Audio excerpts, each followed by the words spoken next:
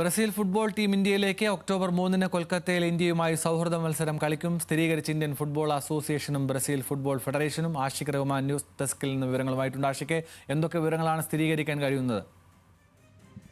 Anand, football ആരാധകരെ സംബന്ധിച്ചിടത്തോളം വലിയ സന്തോഷ വാർത്തയാണ്. കാരണം ബ്രസീലിനെ പോലെ 5 തവണ ലോകകപ്പ് വിജയിച്ച ഒരു ടീം ഇന്ത്യയിലേക്ക് എത്തുന്നു. അത് ഒക്ടോബർ 3 ഇന്ത്യയുമായി സൗഹൃദ മത്സരം കളിക്കുന്നത്. ബ്രസീലിനെ സംബന്ധിച്ചിടത്തോളം അവർ നിലവിൽ ലോക റാങ്കിൽ 5ാം സ്ഥാനത്തുള്ള ടീമാണ്. ഇന്ത്യ ആദ്യമായിട്ടാണ് ഈ ഫിഫ റാങ്കിങ്ങിൽ ഇത്ര ഉയർന്ന ഒരു റാങ്കിലുള്ള ഒരു ടീമിനോട് കളിക്കുന്ന ഒരു പ്രത്യേകത കൂടിയുണ്ട്. അതിനപ്പുറത്തേക്ക് ഇന്ത്യയിലടക്കം ലോകത്തെമ്പാടും ആരാധകരുള്ള ഒരു ടീമാണ് ബ്രസീൽ. ഇന്ത്യയിലടക്കം നിരവധി ആരാധകർ, കേരളത്തിലടക്കമുള്ളത് നമുക്കറിയാം.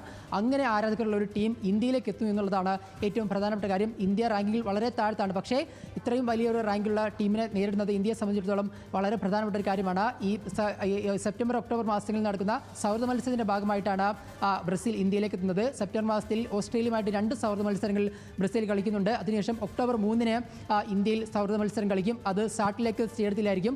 നമുക്കറിയാവുന്ന പോലെ ഫുട്ബോളിൻ്റെ മെക്ക എന്ന് നമ്മൾ പറയാവുന്നത് ഈ സാൾട്ട് ലേക്ക് സ്റ്റേഡിയത്തെയാണ്. അങ്ങനെ വലിയ 1 ലക്ഷത്തോളം കാണികൾ ഉൾക്കൊള്ളാൻ കഴിയുന്ന, മുൻപും ഒരുപാട് ഇതിഹാസങ്ങൾ വന്ന് കളിച്ച് പരിചയിച്ച ഒരു ഗ്രൗണ്ട് കൂടിയാണ്. അങ്ങനെ ഒരുപാട് പ്രത്യേകതയുള്ള ഗ്രൗണ്ടിലാണ് മത്സരം നടക്കുന്ന ഒരു പ്രത്യേകത കൂടെയുണ്ട്. ഇന്ത്യയെ സംബന്ധിച്ചിടത്തോളം കഴിഞ്ഞ കുറച്ച് കാലങ്ങളായി ഇന്ത്യൻ ഫുട്ബോൾ വലിയ രീതിയിൽ പുറകോട്ട് പോകുന്ന വിമർശനങ്ങൾ നമ്മൾ ഉയർത്താറുണ്ട്. അതിനിടയിലാണ് ബ്രസീൽ ഇന്ത്യയിലേക്ക് എത്തുന്ന ഒരു പ്രത്യേകത കൂടിയുണ്ട്. ആദ്യമായിട്ടാണ് ഇന്ത്യയുടെ പുരുഷ ടീം ബ്രസീലിനെതിരെ കളിക്കുന്നത്. നേരത്തെ ഇന്ത്യയുടെ വനിതാ ടീമും വനിതാ അണ്ടർ 17 ടീമുകളെല്ലാം കളിച്ചിട്ടുണ്ട്. ഇന്ത്യൻ ലെജൻസ് ബ്രസീൽ ലെജൻസുമായി കളിച്ചിട്ടുണ്ട്. പക്ഷേ ആദ്യമായിട്ടാണ് ഇന്ത്യയുടെ പുരുഷന്മാരുടെ ഫുട്ബോൾ ടീം ബ്രസീലുമായി കളിക്കുന്ന ഒരു പ്രത്യേകത കൂടിയുണ്ട്. എന്തായാലും വലിയ ഇവന്റ് തന്നെയാണ്. വലിയ ഒരു പ്രധാനപ്പെട്ട ഒരു മത്സരമാണ്. ഒക്ടോബർ 3 ആ മത്സരം നടക്കുക. ഇന്ത്യൻ ടീമിനെ സംബന്ധിച്ചിടത്തോളം സുനിൽ ഛേത്രി വിടവാങ്ങിയതിനു ശേഷം ഒരുപാട് പിന്നോക്കാവസ്ഥയിലേക്ക് നിൽക്കുന്ന ടീമിനെ സംബന്ധിച്ചിടത്തോളം ഫുട്ബോളിലേക്ക് ഉയർച്ചയ്ക്ക് വളരെ പ്രധാനപ്പെട്ട ഒരു നീക്കമായിരിക്കും എന്നാണ് വിലയിരുത്തുന്നത്. ബ്രസീലിനെ സംബന്ധിച്ചിടത്തോളം അവർ ഈ ലോകകപ്പിൽ നോർവേയോട് തോറ്റ് പ്രീ ക്വാർട്ടറിൽ പുറത്തായ ശേഷം